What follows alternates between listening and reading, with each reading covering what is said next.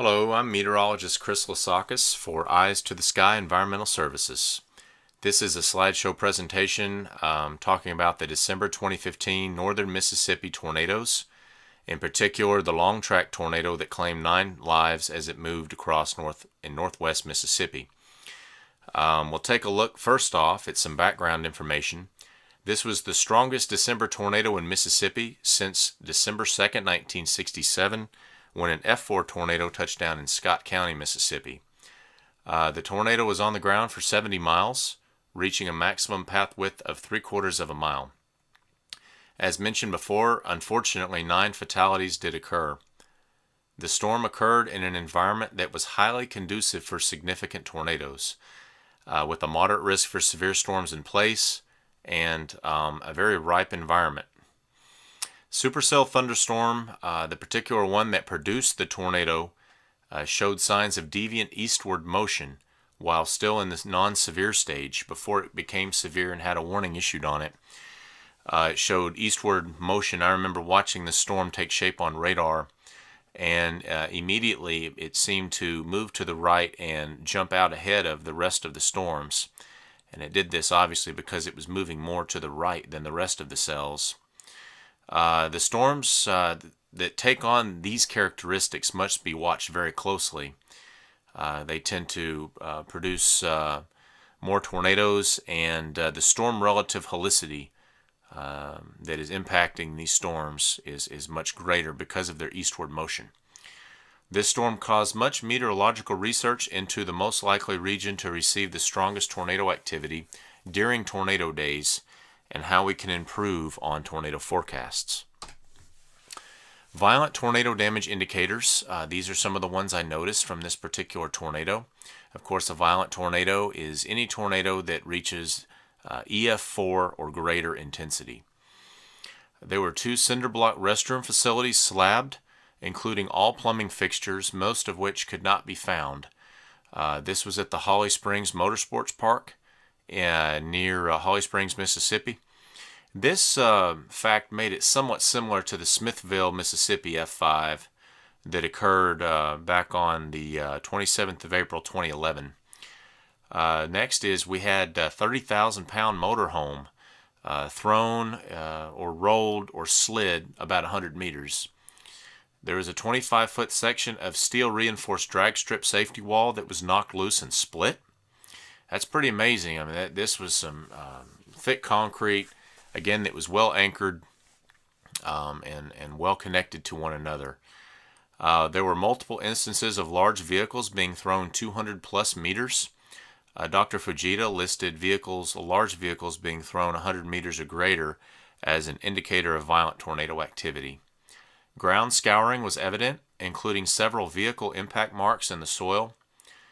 There was a steel frame structure garage that was well anchored that was removed from its foundation, and a large engine winch was torn from the foundation with fractures in the slab where the anchor bolts tore through the concrete. Several large vehicles were also thrown from the slab. Significant debris granulation was apparent. This is also indicative of a violent tornado, and sometimes EF5s.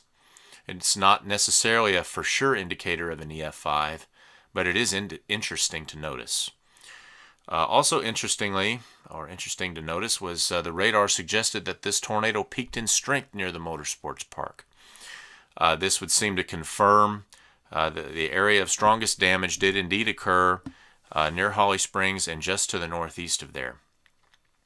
Moderate debarking of vegetation was observed, and a large section of an aluminum grandstand was transported 500 yards. We'll jump right into some of the pictures now. This figure 1A is one of the 3 cinder block restroom facilities that was slabbed on the property. Notice the bare plumbing flanges where the fixtures were once located. You can see them here from the jagged pipe sticking up. And these are 3 toilet flanges that were here, with a potential for a 4th one here. I'm not real sure what happened there. That doesn't look like there was a flange actually attached, but there's a pipe there. And there were 3 more toilet flanges here on this top deck.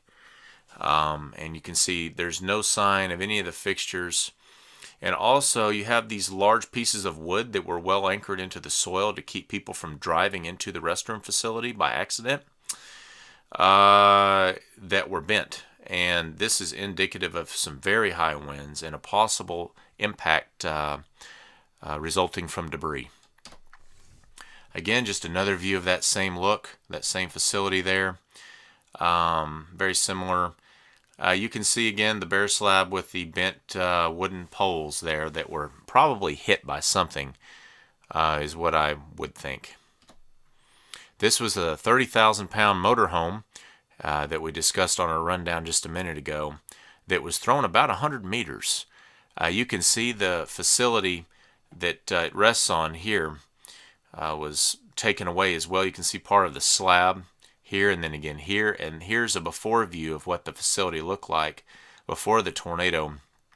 A couple of interesting things to note here is I am unsure whether or not the motorhome was thrown into this facility and helped to cause its destruction, or if the motorhome was potentially thrown onto this slab after the facility was swept away. So no one really knows. It's hard to say for sure what happened there. Didn't really go up and look at the RV too much to check for potential impact marks or anything like that.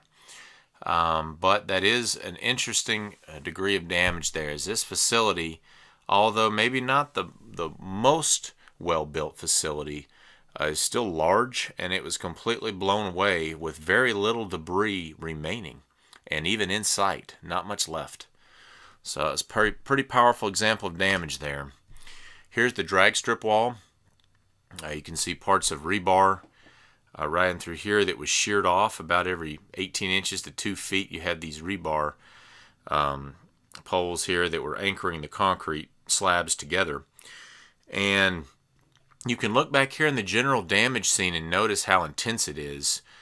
You have these poles that were part of a chain link fence system are stripped of the chain link, and the chain link was really nowhere to be found.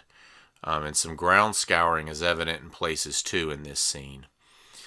Very intense damage. You can see some debris granulation up against the bottom of the drag strip wall here. So just an overall very intense damage scene. Here was the Motorsports Park Company vehicle, their van. It was thrown about 200 meters. It originally was located down here close to the starting blocks, the starting area of the track. It was again thrown about 200 meters, and Dr. Fujita lists examples like these as being indicators of violent tornado damage, potentially. Here's the impact mark from a dragster. This dragster was actually attached to the motorhome that I showed you a minute ago in a box trailer. And when the tornado came along, it just broke all that off, and the dragster actually obviously was removed from the box trailer and thrown again 200 meters from that location. So very intense tornado damage resulted from this storm. Here's a slab of the garage there at the Motorsports Park where they would operate, replace engines and make other repairs. This was a steel frame facility, and it was blown from its foundation. And there were bolts that were actually ripped from the foundation about every 3 or 4 feet. And I'll show you a close-up view of one here in a moment. There were several large vehicles that were located on the slab that were blown, a couple hundred meters, as well as that large engine winch that was removed from the foundation that had been anchored. Here is an example of an anchor bolt there on that slab to the Motorsports garage. It completely ripped through the concrete. You can see it here. And to the right of it, we have a partially debarked tree. That's also indicative of a potential violent tornado. When you start removing bark from hardwood trees, you start looking at the wind speed range of a violent tornado. And I definitely think that's what we had here. Here's an example of debris granulation. And this isn't the greatest example of this I've ever seen, but it's a pretty good example. You have lots of fine pieces of debris that have been ground up, parts of cars or roofs, facilities, walls, You know, who knows? All ground up into little bits and just strewn about there. And if you'd walk along through this little ravine, you'd see piles and piles of just random material. You could reach up and grab a handful, and there's no telling, you know, what parts of what your material you're actually picking up. Glass, and you'd see parts of little chunks of rubber in there and roofing material. And the winds get so high they grind it up like this when you get into the violent tornado range. Parkersburg, Iowa was the best example of this that I can possibly recall. It was a really good example back from '08. This is a really intense damage scene here. You can see some ground scouring right in through here where the tornado winds impacted the ground with such force that it removed the grass and even down several inches into the topsoil.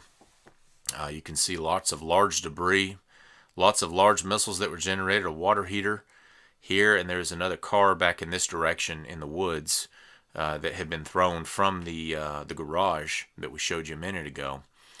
You know, obviously trees stripped pretty well, not all branches removed, but very intense damage seen, no doubt, with this ground scouring right in through here. Here's some additional violent tornado damage from this bad tornado. This was home near Canaan, Mississippi, Blackjack Road. I didn't actually get to survey this damage, but just looking at the pictures here is pretty amazing. It's a picture from courtesy of the National Weather Service in Memphis here, and this one on the left is courtesy of Google Earth, the satellite. And so this was a large two-story home, and the anchoring was sufficient, and it was completely removed from the foundation except for some, looks like some wall material or roofing material there that you know, settled out after the tornado had passed and fell back onto the slab. But as for the home itself, and I'll tell you, the home is not small. I don't know the square footage that house encompassed, but I guarantee you it was not small. And even the plumbing fixtures are removed from the foundation here. You know, you don't see any tubs or toilets or shower beds or basins or anything like that. Everything is gone. It's a very intense tornado indeed. That was a little to the northeast of the Motorsports Park in the next county, Benton County, Mississippi. Here's the radar representation of that tornado. You can see a large trunk hook right here on the left. This type of hook echo, I have noticed, is generally associated with violent tornadoes. This is a little bit similar to Tuscaloosa from April 27th, 2011, or the May 20th, 2013 Moore, Oklahoma at EF5. And I'm sure we can come up with others if we think, but those are a couple of examples that immediately come to mind. This base reflectivity representation, and you have your velocity as well. Obviously your negative velocities are toward the radar and positives are away from. And so you have a circulation that's cyclonically going about like this. It's a very intense depiction of a violent tornado, no doubt.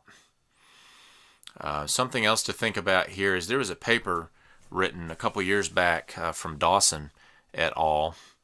I believe it was from 2013. I'll have to go back and check, but one of the more recent papers. And it was concerning storm relative wind and how storm relative wind forms what we call ZDR, or differential reflectivity arcs, in a supercell storm.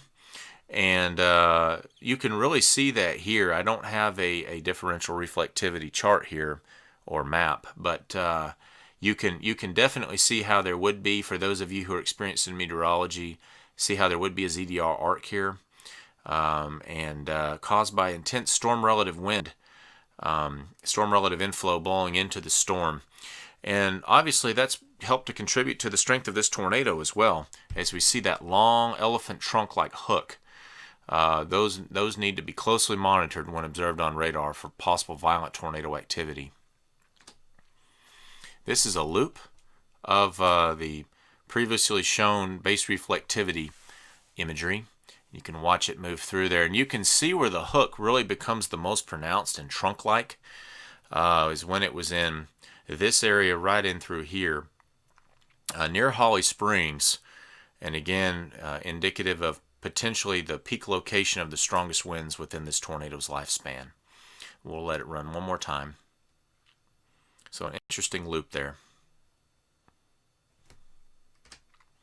Okay, this is the Storm Prediction Center's Day 1 tornado outlook, or severe storm outlook here on the left. Not just tornadoes, but including damaging winds and hail as well. A moderate risk for severe storms existed on this day, running from the southern Mississippi River Valley up into the Ohio Valley. I didn't include the tornado outlook for this day, but it was very substantial, especially across this region right in through here.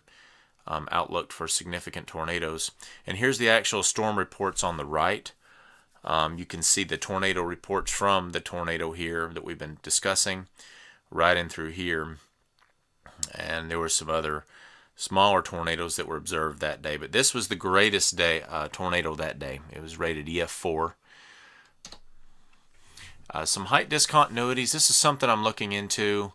Won't go into too much about this right now. But look for good things to come from this in the future. I'll just say that. Here's my references, and I hope you've enjoyed this video today. Y'all take care.